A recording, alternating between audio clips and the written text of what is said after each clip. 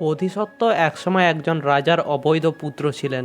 একজন রাজা যখন বনে ফুল এবং ফুল কুড়োচ্ছিলেন, তখন তিনি একজন কৃষক মহিলার সাথে কাঠ কুড়োচ্ছেন।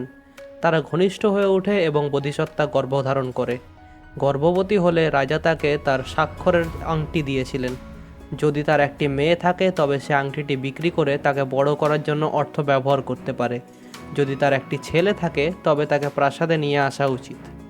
একদিন যখন তিনি ছোট ছিলেন, তখন বোধিসত্ত্ব বাইরে খেলছিলেন এবং অন্যান্য শিশুরা তাকে উত্ত্যক্ত করছিল বাবা নেই বলে। মন খারাপ করে সে দৌড়ে বাড়িতে আসে আর মাকে জিজ্ঞেস করলো তার বাবা কে। যখন সে তাকে বলল, সে রাজার সাথে দেখা করতে চাইল এবং সে তাকে প্রাসাদে নিয়ে গেল। রাজা জানতেন যে তিনি সত্য বলছেন, কিন্তু লজ্জার কারণে তিনি তার সাথে তার সম্পর্ক অস্বীকার করেছিলেন। দাবি করেছিলেন যে আংটিটি তার নয়। তিনি সত্য কথা বলছেন তা প্রমাণ করার জন্য তিনি বোধিসত্ত্বকে পা ধরে বাতাসে ছুঁড়ে ফেলেন এবং রাজাকে বলেছিলেন, আপনি যদি সত্যিই আমার সন্তানের পিতা হন তবে আমি প্রার্থনা করি সে যেন মধ্য বাতাসে থাকে, কিন্তু যদি তা না হয় তাহলে সে পড়ে মরে যাবে।